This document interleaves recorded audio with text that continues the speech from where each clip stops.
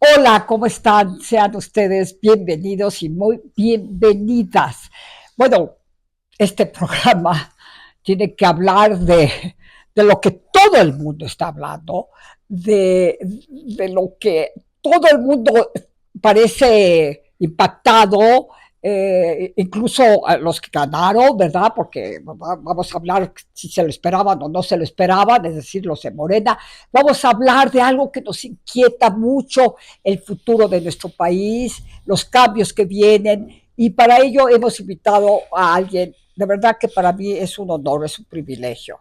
Es un privilegio entrevistar a este hombre tan sabio, tan inteligente, tan preparado, ¿verdad? Eres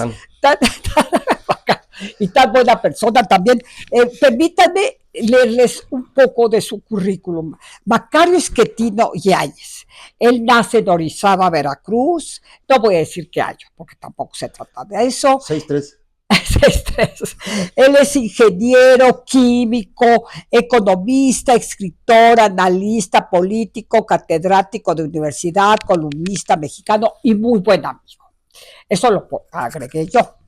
Habla y escribe sobre los sucesos de México, combinando una perspectiva social, política y económica. Él estudió y obtuvo su licenciatura en Ingeniería Química y de Sistemas en el Instituto Tecnológico de Estudios Superiores de Monterrey, entre 1981 y 85. Él estudió y obtuvo su maestría en economía en el Centro de Investigación, Docencia y Docencia Económicas, CIDE, entre 86 y 88. Finalmente estudió y obtuvo su doctorado en administración en la Universidad de Texas en Austin entre 91 y 93. Cuenta con estudios y doctorado en historia de la Universidad Iberoamericana. Schettino ha publicado libros, artículos académicos, así como piezas para medios de comunicación populares, con Editorial Océano, Editorial Taurus y Person Education. También ha publicado libros de texto. Y bueno, Macario Schettino está en muchas redes y es tan generoso que no deja de informarnos, de explicarnos, de darnos luz, pero sobre todo en estos momentos. Macario, ¿qué pasó? Gracias, Guadalupe, por invitarme a platicar, gracias por la presentación. Lo que pasó, en mi opinión, es que tuvimos una elección que no fue democrática. Esta fue una elección salinista, que eso yo creo que pueden muchas personas identificar. En 1991, Carlos Salinas, que había pues ganado por poquito o perdido en 88, ya nunca supimos, se dedicó a ganar la siguiente elección, la de 91, haciendo un montón de trabajo muy cerca de la gente que iba a votar, repartiendo dinero. ¿Contra la Madrid? Arrancó Solidaridad, no, él siendo presidente, y logra en 91 recuperar buena parte de lo perdido en 88. Para 1994, su candidato, como sabemos, Luis Donaldo Colosio, fue asesinado, pero el reemplazo, Ernesto Zedillo, gana de calle en una elección que el mismo Zedillo reconoció era profundamente inequitativa. Bueno, eso exactamente vimos hoy. El presidente actuó por encima de la ley todo el tiempo, desde que arrancó el proceso antes de lo debido, impuso a su candidata, la fue promocionando durante 3 años, en particular en los últimos 6 meses, se metió continuamente en la campaña. El Instituto Nacional Electoral le reclamó, hay al menos 30 reclamos del instituto, López Obrador no les hizo caso. Construyó un equipo de 23,000 servidores de la nación o siervos de la nación, apoyados por 40,000 jóvenes construyendo el futuro, que visitaron casa por casa continuamente para recordarle a la gente pues que López Obrador le estaba regalando dinero. Y en el fondo creo que para convencerlos de que era un riesgo innecesario cambiar de caballo en este momento. Sí, claro. Y eso es lo que me parece que fue lo que llevó al resultado. Tuvimos una participación baja. Habíamos estado comentando todos de que pues como la 40 millones, ¿no? En porcentaje fue el 60%, un poquito más de 60, o un poquito menos de 60, alrededor de 60%. En las elecciones presidenciales anteriores habíamos estado en 63, el peor caso fue 2006, donde la participación se quedó en 59, pero el que haya votado poca gente, a pesar de que había este gran ánimo en ciertos sectores de votar por Xóchitl Gálvez, que se reflejó en Ciudad de México, donde la participación sí fue elevada, esto significa que el resto del país decidió no votar. Y los que votaron lo hicieron de manera defensiva. Y creo que eso explica por qué pues, no hubo celebración alguna. Es decir, si mi candidata gana 2-1 por 30 puntos de ventaja, pues lo mínimo que hace uno es ir al Zócalo a gritar. Pues no fueron, nadie celebró. Es más, la misma gente de Morena al cierre de la elección traía caras de muerto, parecía que habían perdido. Quien cambió todo fue el conteo rápido del INE, que aparece a las 12 de la noche del domingo, y en este conteo rápido pues aparece ya la diferencia de 30 puntos, el PREP confirma esos 30 puntos, y los cómputos distritales, que para el caso de la presidencia prácticamente han terminado al momento que estamos grabando, la diferencia son 32 puntos. Entonces, pues fue una elección de barrida, fue una cosa apabullante, que tiene su origen, insisto, en que ya no fue una elección democrática. Pero entonces la gente votó por la continuidad. Votó por la continuidad porque la verdad es que en los últimos 3 años a buena parte de los mexicanos no les ha ido mal. Tampoco les ha ido espectacular, pero no les ha ido mal los últimos 3 años. Y si lo comparan con el año previo, que fue 2020, el de la pandemia, pues todo el mundo dice, no, nos fue muy bien. Si lo compararan con 2018, se darían cuenta que no les fue bien. Pero ya acordarse de tanto está bien difícil, ¿no? Está bien difícil. Sí, la verdad. Sí, pero los resultados llamaron la atención a los analistas, incluso a los encuestadores, incluso a todo el mundo, porque sí nos creamos no esperanzas, sino expectativas. Sí. Ya eran expectativas. En mi caso, yo sí pensé que Xóchitl Gálvez, la candidata por la oposición, tenía grandes posibilidades. O que iba a haber un empate técnico, también se insistía mucho en eso. Sí. Entonces, y que entonces pues iba a poder impugnar con más facilidad y demás. Pero nunca imaginamos ese contraste, esa diferencia. Y entonces, claro, las preguntas surgen, las dudas, las incertidumbres. ¿Qué pasó? ¿Fue mala candidata Xóchitl? No la apoyaron los 3 partidos, los partidos que también ese es un argumento. ¿Qué pasó? ¿Qué pasó con la clase media? Tú y yo tuvimos el privilegio de acompañar a la senadora Josefina Vázquez Mota a diferentes ciudades de la República, donde convocábamos a la ciudadanía, sobre todo a la clase media, a que salieran a votar. Y tú insistías mucho en tu conversatorio, Macario, que las mujeres tenían casi la solución en sus manos, es decir, salir a votar. Y había una respuesta en esos conversatorios, una clase media con un anhelo de cambio, totalmente contra López Obrador, fuera, contra la 4T. ¿Qué pasó, Macario, con esa gente que no votó o que nos dio la espalda? ¿O qué pasó? Bueno, lo que sabemos por las encuestas de salida, porque es la única manera que se tiene, es que incluso en los estratos sociales o socioeconómicos de clase media alta, el voto se dividió significativamente, no fue un voto abrumador por Xóchitl Gálvez. En la clase media la votación está dividida mitad y mitad, y en personas con ingresos más bajos el triunfo fue mayoritariamente de Claudia Sheinbaum. Yo insisto porque pues los últimos 3 años no les fue mal. y ellos piensan que así va a seguir. Yo creo que están equivocados, pero no logramos comunicarles eso, y tampoco tenían por qué creernos, ¿no? Pues ellos están viendo que su salario más o menos está siendo más alto. A lo mejor no se dan cuenta que con ese salario están comprando menos tortillas y menos queso y menos aguacate de lo que compraban en 2018, pero insisto, 6 años es muchísimo tiempo para que alguien se acuerde. Entonces, bueno, no perciben. Y realmente no tiene presente que si el ataque a la Corte, eso no es relevante. INE, no. Eso no lo tiene presente. No, para la mayor parte de los mexicanos de todo nivel socioeconómico, eso no es importante, porque la mayoría ni siquiera entiende cuál es la función de cada uno de estos instrumentos que tenemos para contrapesar el poder. Y para la democracia. Sí, la democracia en el fondo es resultado de que puedas tener contrapesos al poder. Si todo el poder se concentra en una persona, pues los demás no tienen vela en el entierro y no puede haber democracia, ¿no? Exactamente.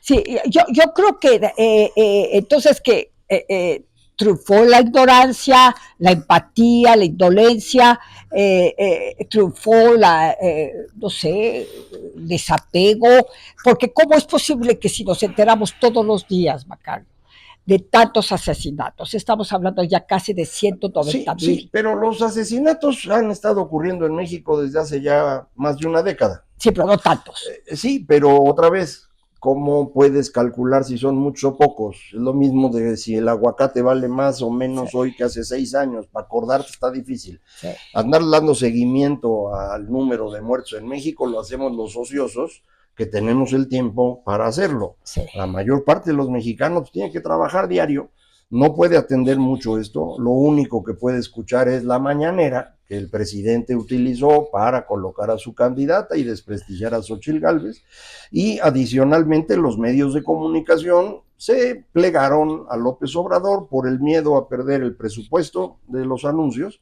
y las concesiones en el caso de los medios electrónicos. Pero hace rato dijiste algo que no profundizamos y vale la pena, y son los partidos políticos. Es decir, lo que falla en esta elección para la oposición no es generar el ánimo para votar, sino llevar a la gente a la casilla. Es decir, la gente necesita el último impulso, el día D, como le dicen. Bueno, hoy se celebra el día D de verdad. Hoy 6 de junio. Pero el día D, como le llaman los de las elecciones, es el día de la elección. Y ese día hay que recordarle a la gente que vaya a votar. Lo comentamos en algunas de las eventos a los que hiciste referencia hace rato, yo lo comenté varias veces en mis podcasts. Llame a sus vecinos, invíteles un café, llévelos a desayunar para que voten. Eso no ocurrió. Ocurrió en las ciudades grandes. Aquí en la Ciudad de México, en mi casilla, fue la mayor participación que yo recuerdo. Muchas personas vieron algo similar, pero eso no ocurrió en la mayor parte del territorio. De la República. ¿Por qué? Porque los partidos políticos ya no tienen estructura. El PRD muy probablemente pierde el registro, todavía no está claro, pero es probable. El PRI a duras penas pudo ganar Nuevo León, y el PAN solo pudo mantener más o menos presencia en Aguascalientes, Guanajuato y Querétaro. Incluso están perdiendo Yucatán. Sí. Eso lo que significa es que los partidos políticos, la parte que tenían que aportarle a la gran coalición que hicimos, no la aportaron. Ellos tenían que ofrecer estructura. No pusieron la estructura. Y tuvieron casi 6 años para hacerlo. Déjalo 6 años. En un año podrías haber trabajado en eso, si lo hubieran querido hacer. No lo hicieron.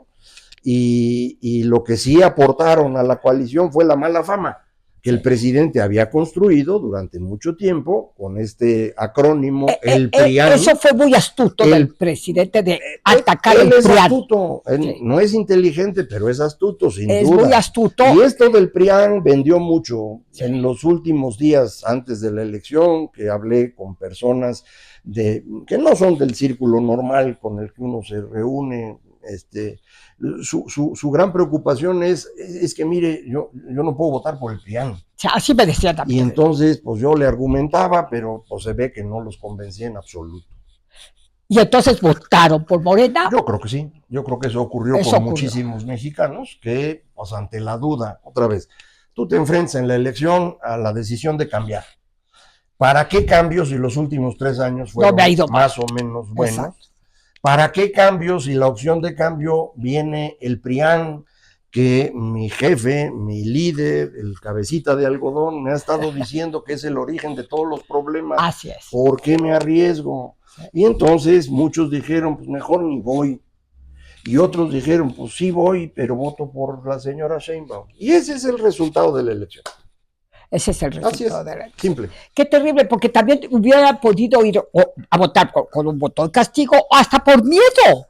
Aunque nos decía Xochitl, no hay que un México sin miedo, pero con el crimen organizado tan presente, que eso sí nunca había estado. Nunca había estado como está, pero la gente le tiene más miedo al crimen organizado que a Claudia Sheinbaum. Sí. Y entonces fueron a votar por Claudia. Sí.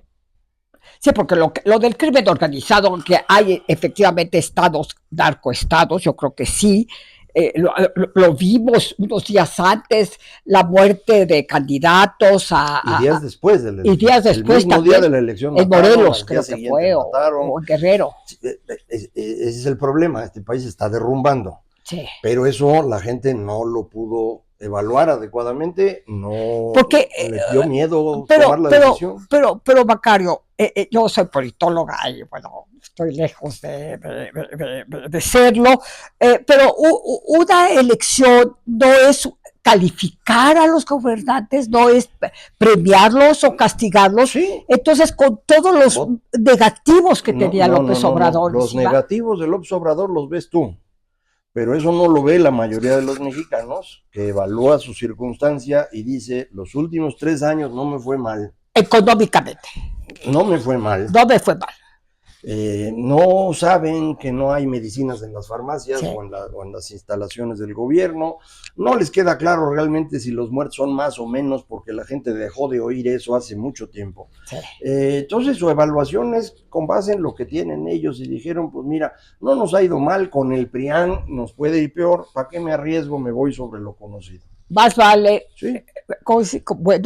malo por conocido que bueno por conocer. Sí, y tenían razón.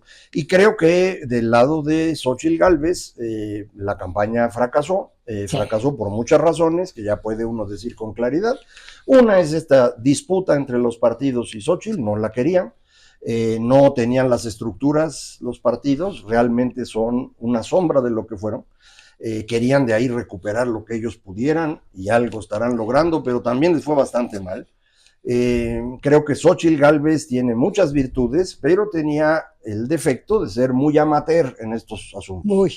Demasiado transparente, demasiado espontánea. Por eso era una buena candidata, en mi opinión, porque yo estoy convencido que en todo el mundo, en todas las democracias, están ganando hoy candidatos que la gente percibe que vienen de fuera del sistema político. Así es. Y ella podía transmitir eso, no lo logró.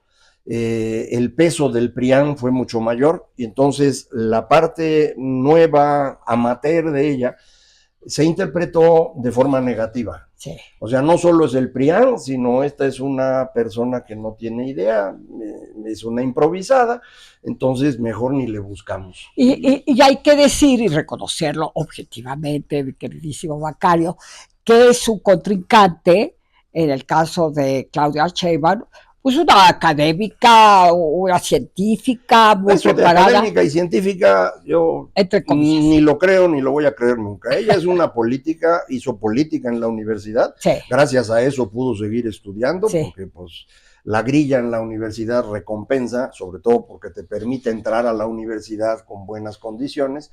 De ahí se dedicó a la política con López Obrador. Nunca que yo recuerde ella ha hecho algo de forma propia, ahora lo va a hacer, vamos a ver qué tal lo hace, ojalá lo haga bien. Creo que fue extraordinariamente disciplinada, eso sí se hay que reconocer. Eso hacía mucho contraste con Xochitl. Sin duda, nunca se enfrentó a López Obrador y con esto mantuvo la unidad de su coalición y están los resultados. Entonces, creo que hizo bien su campaña en el sentido de lo que ella necesitaba hacer. Vamos a ver ahora qué pasa, porque en este momento la circunstancia es complicada la noticia de que pudieran llegar a tener mayoría calificada, es decir, 2/3 en ambas cámaras, puso nerviosos a los inversionistas extranjeros. A los mercados. Deja los de aquí, los extranjeros. Y entonces el tipo de cambio se fue el lunes, feo. Estaban muy nerviosos todos, o sea, no importa tanto si fue de 17 a 18, sino lo que llaman volatilidad, los movimientos, se hicieron muy grandes y eso pone en riesgo los rendimientos a futuro. Entonces los inversionistas se espantaron mucho, han tratado de moderar las cosas. Realmente con Rogelio de la Ramírez de la O. Ramírez de la O, y un poco Claudia y los demás. Aquí la clave es si van a tener o no mayoría calificada. Yo creo que la interpretación de la ley no les permite llegar a eso. Tienen todos los partidos de su coalición 54% de los votos. De ahí se les puede dar la sobrerepresentación de 8 puntos que dice la ley, serían 62. Ellos quieren que se les den esos 8 puntos a cada partido por separado, de manera que acabarían juntando, no 24, pero sí 19 puntos. Y con eso llegarían hasta 73. ¿Qué tal? Yo creo que eso es ilegal. Y eso lo vamos a descubrir el domingo. Bueno, se va a estar discutiendo los próximos días. Tienen que terminar los conteos en los cómputos distritales. Y luego inicia este proceso. El presidente ya quiso en la mañanera madrugarnos a todos. No tienen ningún derecho, ni el presidente ni su secretaria de Gobernación, de poner meterse de nuevo en los diputados, porque es un trabajo el INE, pero otra vez el INE ya dejó de existir, la verdad. A mí me da mucha pena, he visto muchos colegas que están diciendo, oigan, no descalifiquen al INE. Yo no lo descalifico. Córdoba dice que no hay que asumir que esto fue un fraude. No. Es irresponsable. Sí. Pero espérate, yo constato nada más los hechos. Durante toda la campaña, el INE no fungió como árbitro. Sí. El día de la elección, los paquetes llegaron incompletos, llegaron tarde, hubo una gran cantidad de casillas que se acabó instalando hasta mediodía. Eso no había pasado nunca. En el conteo rápido lo acabaron presentando 2 horas tarde, tampoco había pasado. La señora Tadei es una inepta y está ahí a propósito para poder dañar al INE, ya lo dañaron. Esto no significa que el día de la elección haya habido el fraude, como le llaman, que ese día hubieran hecho trampa, no. Ese día quien cuida las casillas somos los ciudadanos, 2 millones de ciudadanos. La jornada fue ejemplar. Hubo irregularidades, no lo dudo, siempre hay, pero en general todo estuvo muy bien. Entonces, ese día está bien porque es de los ciudadanos, pero la parte previa, que es donde el Instituto Nacional Electoral debe ser el gran árbitro, el INE no existió. Entonces, por eso mi insistencia que la etapa democrática de México ha llegado a su fin. Vamos a vivir otra etapa distinta, parecida a la que vivimos los ancianitos antes de 1997, pero no igual, porque Morena no es el viejo PRI, no es un partido disciplinado, estructurado, con una idea. Morena es un margallate hecho alrededor de la figura de López Obrador. No sé si Claudia va a lograr quitarle eso a López Obrador, o si con esa fuerza López Obrador va a tener a Claudia subyugada los siguientes años. Eso no lo puedo saber. Ya lo platicaremos después. Sí, porque eso también es muy interesante. Ahora sí que La sombra del caudillo, en la novela de Martín Luis Guzmán, pero La sombra del caudillo va a estar ahí, porque además el otro día yo reflexioné y me dije, bueno, López Obrador es un presidente machista, misógino y todo, y puso una mujer porque le va a obedecer, no porque es liberal. Bueno, desde el 2000 que él fue jefe de gobierno, que puso a la mitad de su gabinete de mujeres, claro. Lo que yo sabía es que todas ellas lo adoraban, por eso lo seguían. Entonces, eran incondicionales. Es efectivamente un misógino que pone mujeres porque son incondicionales. Pero mucha gente dice, ya Claudia como presidenta va a cambiar, va a tomar poder y se va a enfrentar. Yo eso tengo muchas dudas, pero yo también tengo mis lo sabremos después y platicamos de eso. Oye, y ya para terminar, porque se nos ha pasado el tiempo volando contigo, Macario, y bueno, yo te quisiera conservar aquí donde estás toda la mañana y hablar de esto y analizarlo. Y fíjate que hay algo que me intriga mucho. Y hoy en la mañana escuché el noticiario de Carmen Aristegui, como lo hago todos los días, y entrevistó a Juan Ramón de la Fuente, que es un hombre inteligente, psiquiatra, cuyos padres fueron notables, etcétera, etcétera, y habla de las diferencias entre López Obrador y Claudia Sheinbaum. Entonces, se remite a sus datos biográficos de Claudia Sheinbaum y contrastando un poco con los de López Obrador. Ella, una mujer preparada, académica, de padres científicos, su madre con reconocimientos internacionales, en fin, hace mucho hincapié en el contexto familiar, en cómo fue educada. Pero en ningún momento, y hasta la fecha, yo estoy casada con un judío, como sabes, Enrique Kaufman, felizmente casada, en ningún momento se refiere a sus orígenes judíos. En todos los diarios internacionales que cubrieron la nota de la primera mujer presidenta en un país machista, donde, bueno, hay feminicidios, etcétera, pero dicen judía. Sí. Washington Post, sí, Le Monde, sí, The Guardian, todo. Pero aquí no, se diría que casi lo tiene prohibido. Yo entiendo que ella no se asume como parte de la comunidad. Sí, pero nunca... eso a no decirlo, es como si yo cara que mi mamá es tapatío y mi papá oaxaqueño. Pero ella no se asume como parte de la comunidad, entiendo que nunca ha participado. Sí. Y en consecuencia, pues sería como muchos otros mexicanos que nacieron católicos, pero al día de hoy ya no lo son. Pero por lo menos no se dice guadalupanos. Algunos sí, otros no. Yo, por ejemplo, no tengo ninguna creencia religiosa. El origen judío no nada más es una religión, es toda una cultura. Si eres parte de la comunidad, pero si no lo eres... Pero ella estuvo en el club israelita. Pero para ir a nadar, me imagino. No bueno, claro que sí, para ir a bailar, y etcétera. Pero ella no se asume como parte de la comunidad. Pero es un dato biográfico, es parte de tu historia. Sus padres vinieron de Bulgaria. Está bien, el dato biográfico en este caso es una persona que reniega de esa parte de su historia. Bueno, por eso la comunidad, tengo entendido que no la acepta mucho, que no la... Vaya, eso les molesta. Yo veo que mi marido, que es judío, que tiene muchos amigos judíos y que está en contacto con ellos todo el tiempo, se quejan, se enojan. Y creo que es una falta de honestidad y una falta de lealtad a tus orígenes. Como dice Enrique Krause, es un vacío, es un vacío de identidad. Pues puede ser una decisión que ella tomó. Sí. Hay que respetarla, yo estoy de acuerdo. Cosas, sí. Pero para la historia del pueblo judío, que ha sufrido tanto y que se ha mantenido precisamente por estos lazos comunitarios, esa ruptura pues es una especie de agresión. Sí. Entonces ella, pues me imagino que lo habrá evaluado y está pensando que es preferible para ella. No le conviene, para su mentalidad no le conviene en un país católico como el nuestro. No lo sé. No lo sé. No lo sabemos. Es que esto no es que lo haya pensado ayer o antier. Sí. Esto es algo que tiene con ella probablemente 40 años. Sí, sí. Es una decisión de juventud. Entonces yo creo que eso no hay que ni siquiera evaluarlo, es asunto de ella, ¿no? De ella. Sí. Bueno, pues ya tienes razón en decir eso, porque bueno, yo casada con un judío bendita, yo van a decir, bueno, que metiche, cálmese usted, es católica y guadalupana.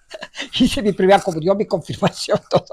Pero bueno, Macario, te agradecemos muchísimo, te agradecemos porque es todo el público que nos está viendo. Gracias a ti que tú me diste la idea de ponerme en las redes, que tú que eres tan exitoso en las redes, y como a mí me despidieron de TV Mexiquense, ¿verdad?